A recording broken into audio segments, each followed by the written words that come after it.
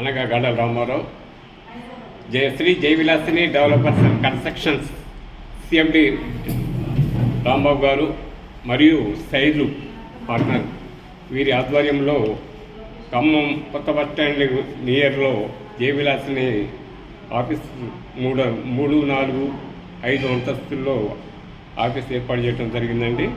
ఇందులో వర్క్ చేసే వాళ్ళకి ప్రత్యేకమైన క్యాబిన్లు కూడా ఏర్పాటు చేశారు. ఈ వెంచర్లు కూడా మద్దులపల్లి అండ్ రఘునాథపాలెం ఇల్లందిల్లే రూట్లో హైవే రూటు దగ్గరలో వెంచర్లు ఏర్పాటు జరిగిందండి. జాబిల్లి వెంచర్స్ నా వైపు చూడండి, చాలా బాగున్నాయి. కస్టమర్లకు కూడా ఖమ్మం కాకుండా హైదరాబాద్ ఉన్నాయా వెంచర్లు? హైదరాబాద్లో కూడా వెంచర్స్ ఉన్నాయండి. ఎక్కడ చూసినా కూడా హైవే రూట్లకి సమీపంలో కస్టమర్లు వాళ్ళ యొక్క నివాసానికి ఏర్పాటు చేసుకోవడానికి అనుకూలమైనటువంటి వెంచర్లు మాత్రమే వీరు వేయటం జరిగింది.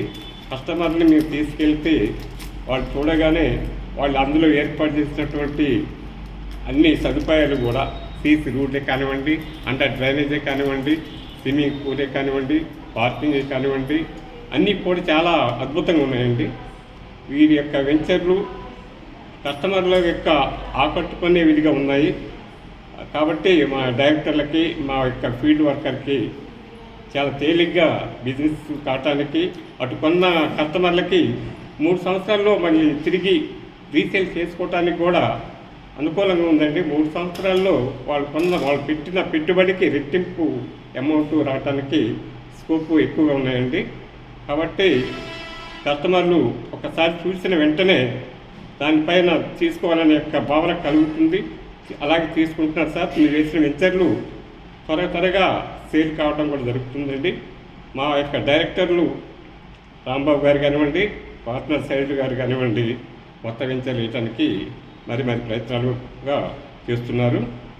తర్వాత ఇందులో సిబ్బందికి శ్రీ జయవిలాసిని డెవలపర్స్ దాంట్లో చేసే వర్కర్స్ కానివ్వండి, ఈ ఫీల్డ్ ఫోర్స్ కానివ్వండి, భోజన సదుపాయాలు, తర్వాత వచ్చినటువంటి కస్టమర్లకి వాళ్ళ సమయానికి వచ్చినట్లయితే వాళ్ళకి భోజనాలు కూడా ఏర్పాటు చేయడం జరిగిందండి.